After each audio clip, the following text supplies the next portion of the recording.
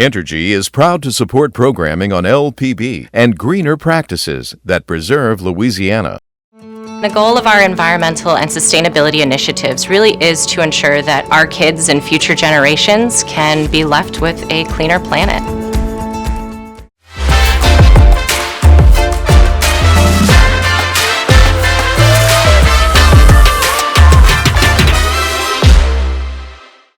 Additional support provided by the Fred B. and Ruth B. Ziegler Foundation and the Ziegler Art Museum located in Jennings City Hall. The museum focuses on emerging Louisiana artists and is an historical and cultural center for Southwest Louisiana. And the Foundation for Excellence in Louisiana Public Broadcasting, with support from viewers like you.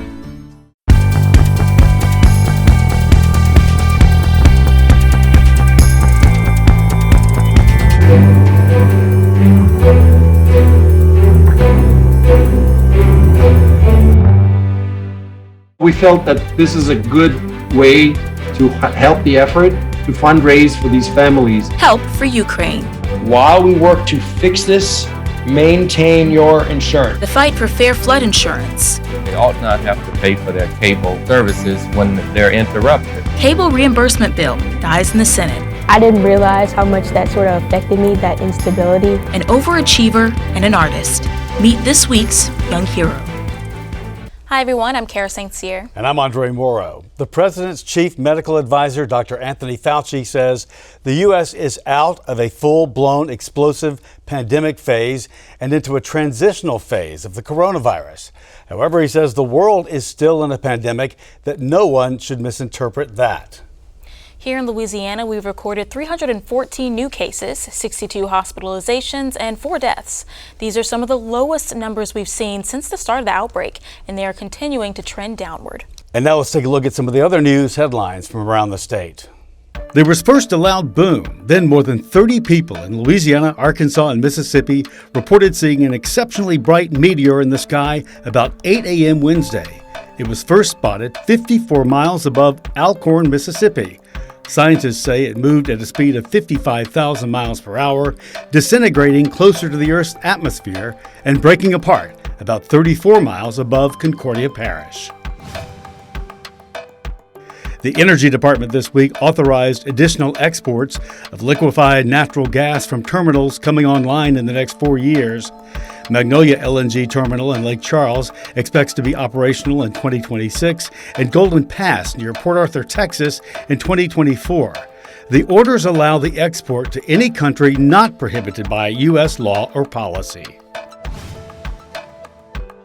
Agriculture Commissioner Mike Strain talked global warming and carbon capture to the Baton Rouge Press Club this week and said farmers need an increase in domestic oil and gas production.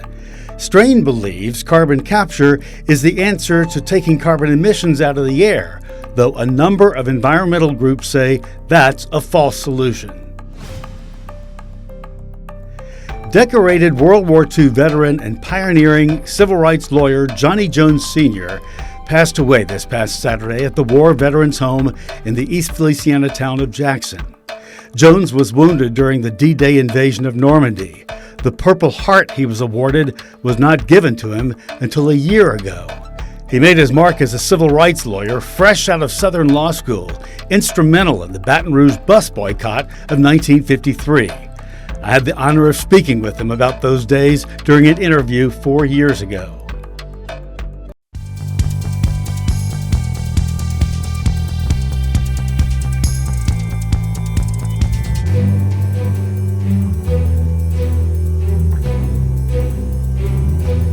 Former LSU basketball star Roman Rubchenko has lived in his native Ukraine full-time since 2014, running successful companies. At present, though, he's hunkered down and spearheading an effort to raise money for the families of fallen soldiers. It's been quite a journey for him. At 17, while playing basketball in the U.S., he defected from Russian rule.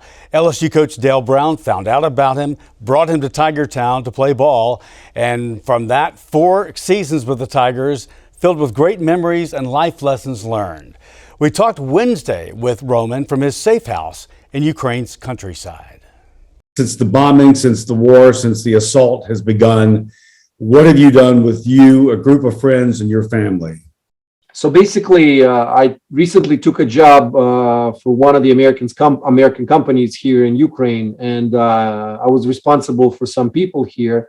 So anticipating that the war would happen, I preemptively left Kyiv 1 week before that in order to make sure that I have the generator, the gasoline, the power, everything, the food, in case the war started. And so on the Thursday when the war started, I was supposed to go back to Kyiv because I was done with the preparations. And so I woke up to the news that we got bombed and then the war has started. It hasn't started. It started in 2014, but Putin has escalated that slow conflict into an invasion, full-out invasion. So luckily, we've discussed this before, and a few friends of mine and their families exercised the plan that we prepared before, and then they gathered their belongings, whatever the little they needed, and they all came here because this is a central area. There is no strategic locations here, no plants, no factories, no ammunition storage or anything like that. It's just farmers' land. So we felt this was the safest place to be. But that was the earlier on. This is on the left bank. So therefore, whenever the Russians were advancing from the north, we started to get nervous because there's a river and you have the bridges. And if they blow up the bridges, then we're stuck here. And we had the elderly, we had the women, we had the kids. At some point, there was 21 person residing in this location. And then at one point, when we became nervous, we packed up and we drove on the opposite side of the river into my hometown. And we organized for the people to be evacuated to the Western Ukraine, or if it was elderly or women, they went all the way to Poland and Turkey, some of them did. Right now, according to the law, males 18 or 60 cannot leave the country. We're not allowed to. Wow. Okay. And that's. But I wouldn't want to leave. Even if I could. The beauty about Ukrainians is that we're like a mount of ants.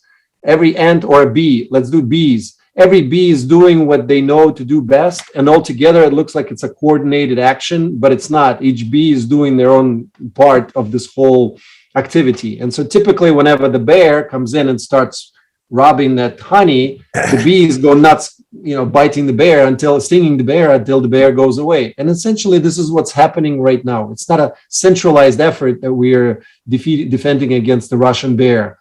It's each person does whatever they can. If democratically governed countries were not concerned with this behavior, with this outrageous behavior by Putin and Kremlin, and they would not be helping us, there is no way we could have survived. There is no way we could have prevailed.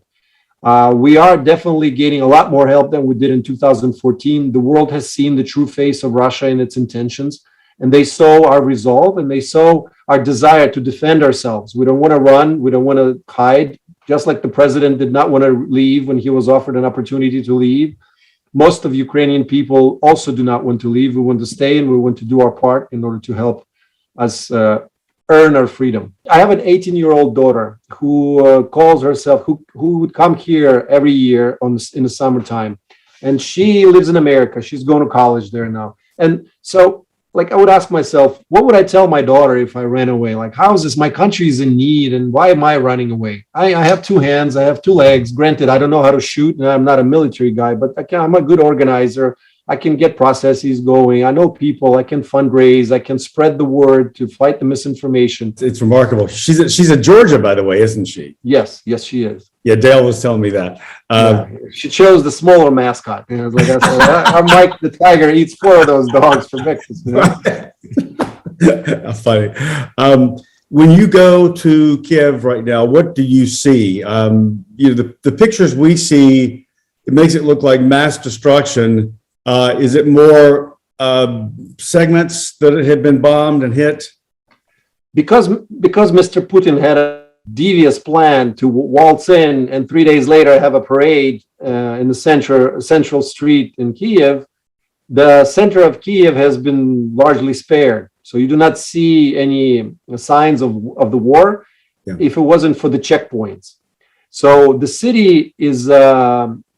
the destruction was on the outskirts of Kiev when it comes to Kiev. And there are a couple of buildings that suffered from some of the rockets falling or some of the planes that were shut down falling down. Most of the city looks extremely fortified. I've never seen it that way. So when I pulled in and I saw how many people with weapons, how organized everything is, how well fortified every little corner, every little turn of the streets. I feel sorry for any soldier that would have to be given an order to attack the city and to try to get in. What else do we need to know? What else can we do to help? We felt that those soldiers that are heroically fighting for our freedom would fight even harder and have a peace of mind if they knew that their families would be taken care of if they died defending their country and defending the democratic values for the whole world. And so we felt that this is a good way to help the effort to fundraise for these families. And we're focusing on families that are more economically disadvantaged, like lower income and with more kids. My fundraising effort is called Ukraine.org, and it's spelled Y-O-U, like you, and then Crane.org. Roman, thank you so much for your time. I appreciate it so much. It's so good to see you. Thank you. Likewise. Thank you. I appreciate for the opportunity to share the information and share my point of view. This is that website, Ukraine.org. There is news, there's information, and there's the ways to donate to help the families of those fallen soldiers.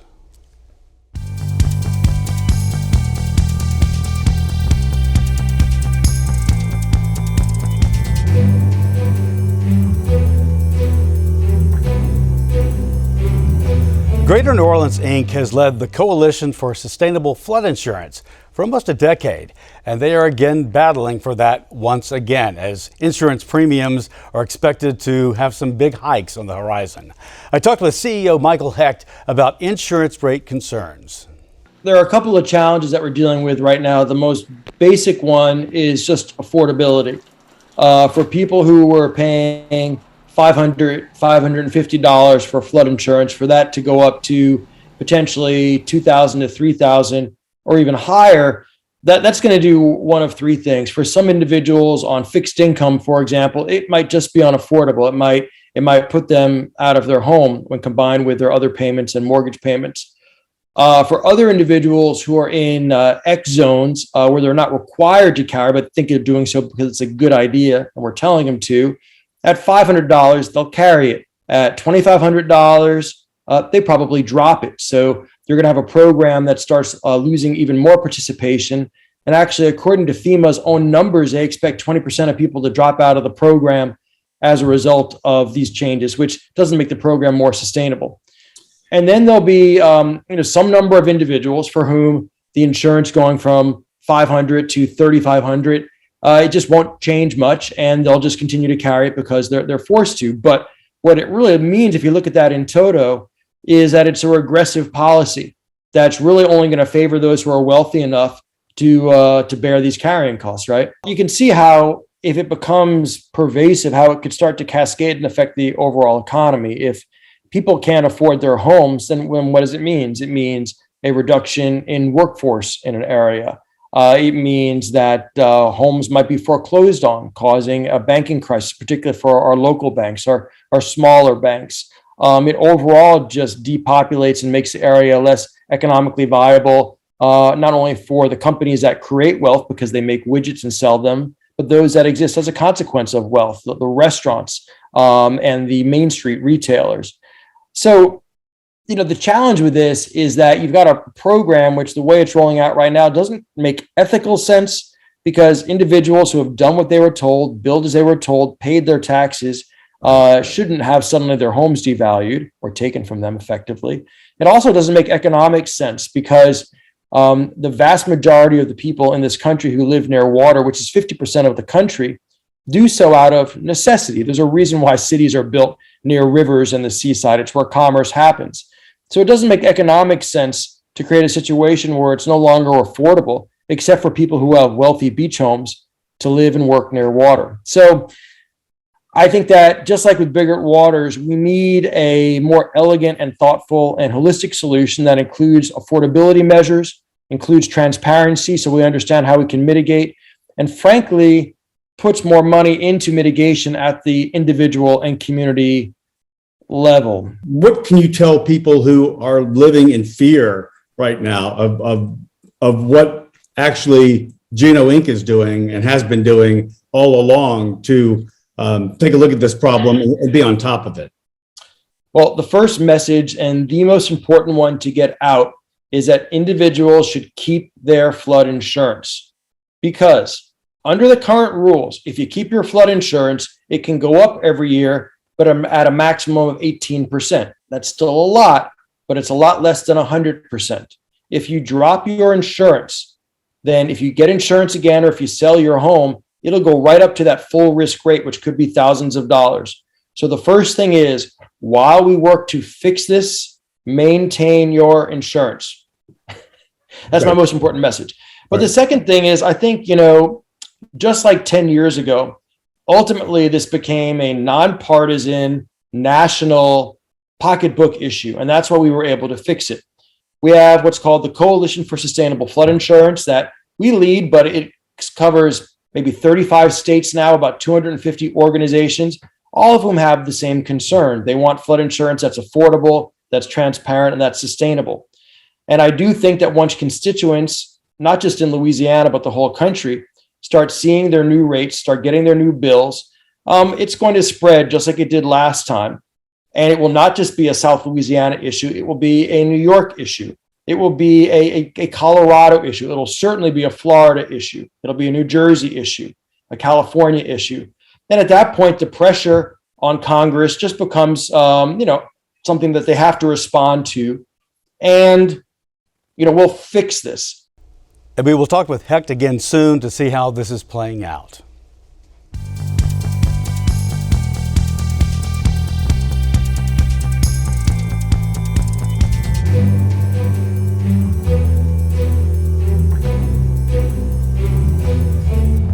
What if after each storm you were reimbursed by your cable company for every day your power was out?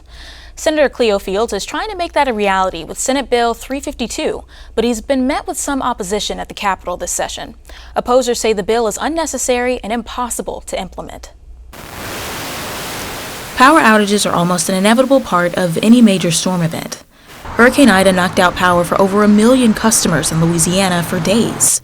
Senator Cleo Fields thinks cable companies should reimburse customers after weather events like that one. When a person, after a major hurricane, lose their services, they ought not have to pay for their cable services when they're interrupted.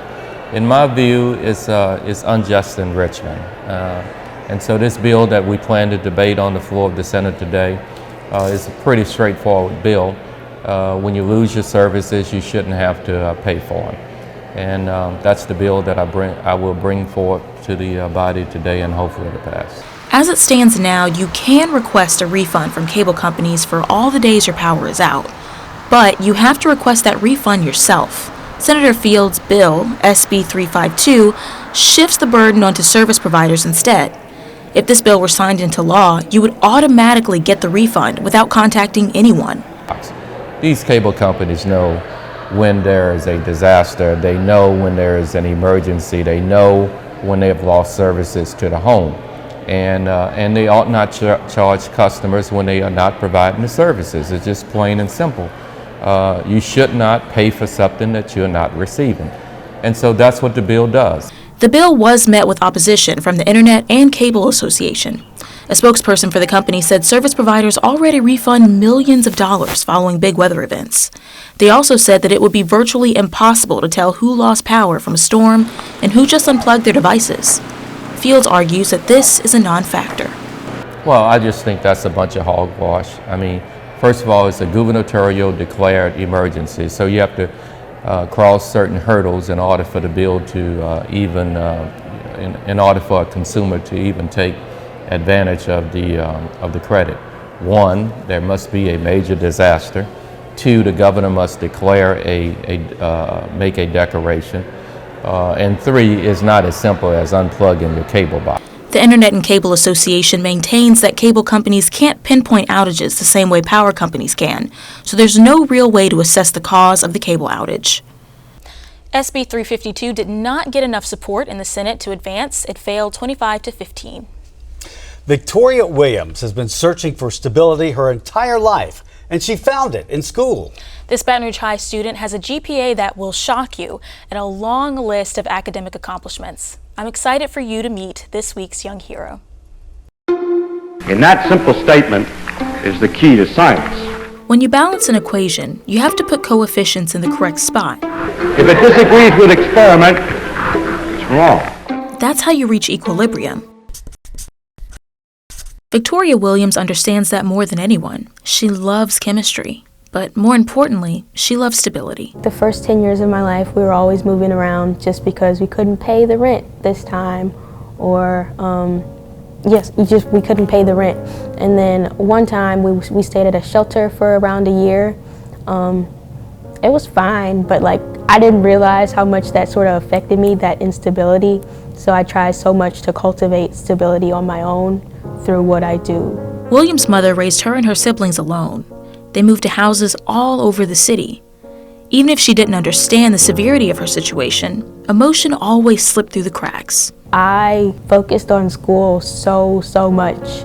One time I remember I literally just broke down in the hallway in elementary school because I was like, my house just got broken into, and I was just really just inconsolable. So I didn't realize how much moving around was just affecting me, but it's always just the buildup for me. So when things happen, it doesn't take just that one thing. That buildup was enough to shape what would be Williams' future. Her life became her schoolwork. She was dedicated to succeeding. It was the only way she could guarantee structure, and her teachers noticed. She's very focused and determined because she has so many different things going on. And what I noticed is that she's able to compartmentalize things in a way that she can be successful at all levels. And she certainly showed that in the competition at the Quiz Bowl for the state championship. Williams started a Black History Quiz Bowl club with a group of students at Baton Rouge Magnet High School, where she attends. We get a study guide and we just go at it. And we just make Quizlets, and it's kind of memorization, but it's okay because I feel like it's sort of like a tribute to the people who came before us, that we're taking the time to learn about them and how they have trailblazed, so we can sit in this school that we're in, because we wouldn't have a long time ago or short time ago. The Quiz Bowl isn't her only accomplishment. She took the title of Student of the Year at the same school, which is a feat. This is a great school. It gives you so many opportunities, and the kids really take advantage of them. So everyone here is just so talented and they do something exceptional. So the fact that I was chosen as someone who does exceptional things when there are so many exceptional people around me really made me proud of myself. Every time I pass the kiosk and I see that picture, I'm like, oh wow, I know her. So she was, and I've even told her, I said, hey, when you become famous, remember you knew Mr. Glenn back in the day. Williams partnered with Water Solutions to study the effects of nanoparticles on local water species. And if that's not complicated enough, she also adds physical activity to her list of skills. Williams runs track for her school, and she's got a 4.57 GPA with a 34 on her ACT to match. But as with all chemical equations, she says life needs balance. Everything is fine in this moment. The only suffering we have comes from thinking about the future or the past. So right now in this moment, everything is fine, but you're thinking about what's going to happen to you in a few minutes. If you don't finish this, you're thinking about what you did a year ago that was embarrassing. That's where all that suffering lies, not here. Art is her release. It's this has an answer and this has an answer, but with art, it's there are no answers. You can make the answers by putting whatever you want to put on the page, and that's what I really love about art. You can just do whatever your mind feels like doing and then express it through conscious stuff, the subconscious. Williams' future is surely a bright one. She's made sure of it. But what's next? I'm gonna go to Columbia University in New York City. I'm so excited because it was such a beautiful campus, and it was sort of its own little community within the greater community of New York City. So I get to learn about all these cultures and learn to ride the subway, which I'm the most excited about. And her major is easy to guess. I want to be a chemical engineer, so that's the end. Williams has worked hard to build a life for herself. She's an inspiration to classmates and teachers alike, who all can't wait to see her win.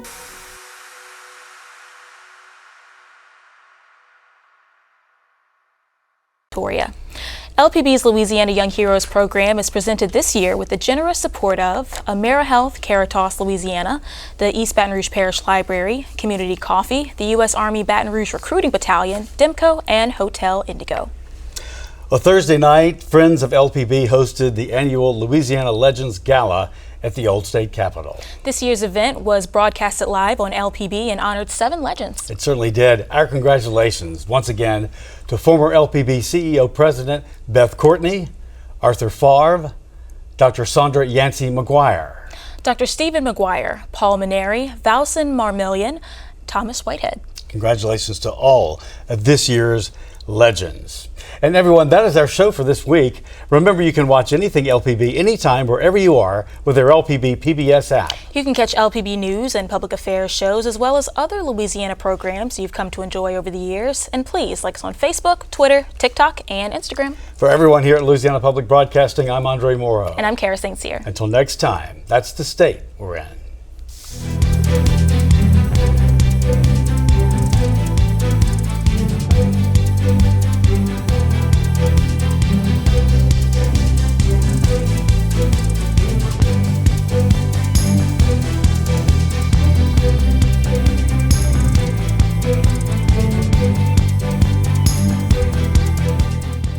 Entergy is proud to support programming on LPB and greener practices that preserve Louisiana. The goal of our environmental and sustainability initiatives really is to ensure that our kids and future generations can be left with a cleaner planet.